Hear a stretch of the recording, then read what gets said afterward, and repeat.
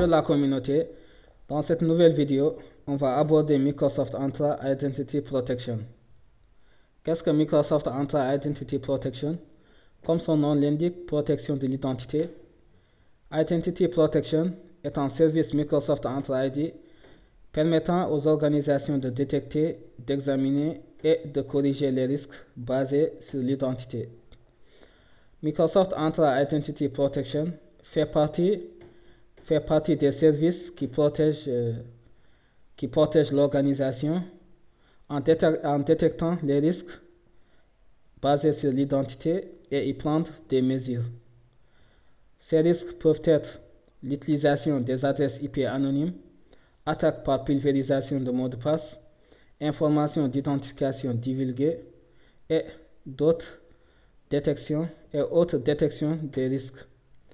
Microsoft Entra Identity Protection fournit 3 éléments clés liés à la détection des risques. Ces éléments sont la détection des risques, utilisateur à risque et connexion à risque. Détection des risques représente tout simplement la détection des risques en temps réel. Utilisateur à risque représente la probabilité qu'un compte utilisateur a été compromis et connexion à risque représente la probabilité qu'une demande d'authentification n'a pas été approuvée par l'utilisateur. Et nous avons un niveau de risque pour chaque détection. Et parmi les niveaux de risque, nous avons le niveau faible, le niveau moyen et le niveau élevé. Et c'est en fonction du niveau de risque des stratégies sont mises en place pour protéger l'utilisateur et l'organisation. Pour la configuration de la stratégie des stratégies basées sur l'identité, nous avons des prérequis, à savoir le plan d'abonnement Microsoft 365 E5 et Microsoft Entra ID Premium 2.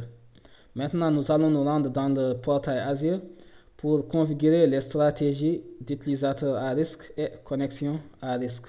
Nous voilà dans le portail Azure dans lequel on peut configurer des stratégies liées à la protection de l'identité.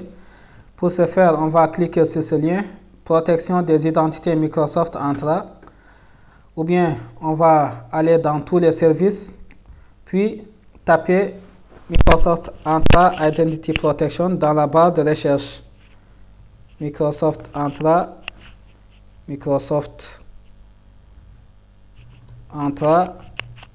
Identity Protection.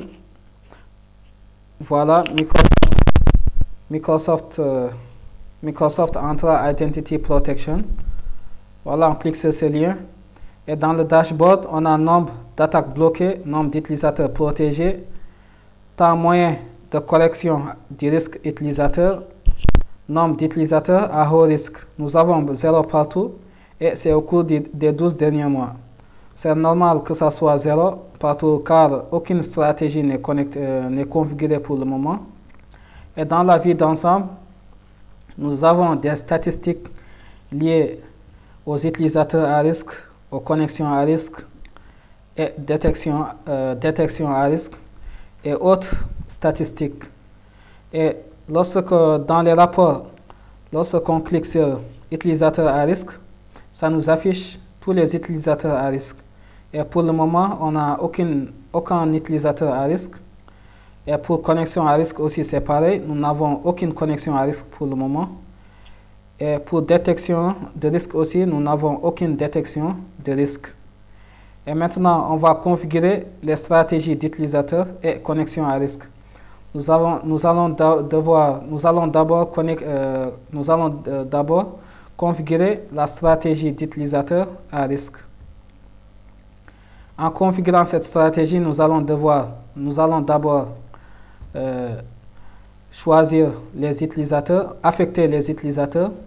Soit on peut affecter tous les utilisateurs ou quelques utilisateurs de l'organisation en sélectionnant les personnes ou les groupes. D'accord. Nous, on va choisir de configurer la stratégie pour tous les utilisateurs de l'organisation.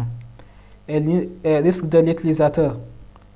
Risque utilisateur, nous avons faible et supérieur, moyen et supérieur et élevé.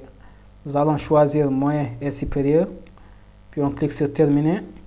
Dans le contrôle, on peut bloquer ou autoriser l'accès.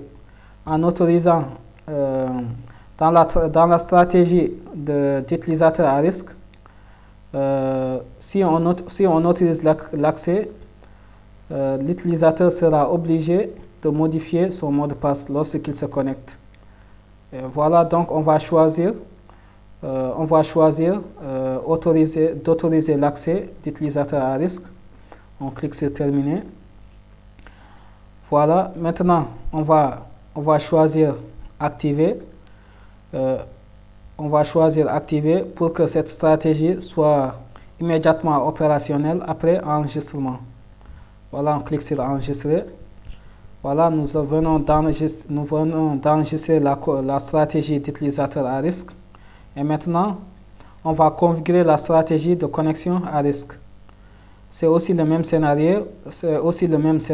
On va choisir les utilisateurs. On va affecter les utilisateurs. Et on va affecter tous les utilisateurs de l'organisation. D'accord. Et pour risque de connexion aussi, on va choisir moyen et supérieur. Terminé.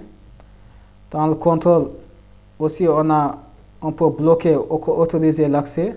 Et lorsqu'on autorise l'accès, on va exiger une authentification multifacteur. Et là, on va bloquer l'accès. Clique sur terminer. Et ici aussi, on va activer pour que la stratégie soit opérationnelle après enregistrement. Voilà, on clique sur enregistrer. Voilà, maintenant on a configuré la stratégie d'utilisateur et connexion à risque.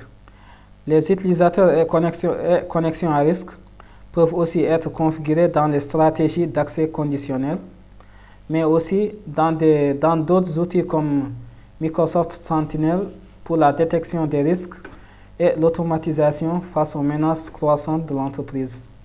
Voilà, c'était tout pour cette vidéo.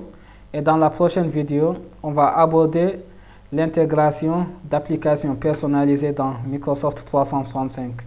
Au revoir, à bientôt.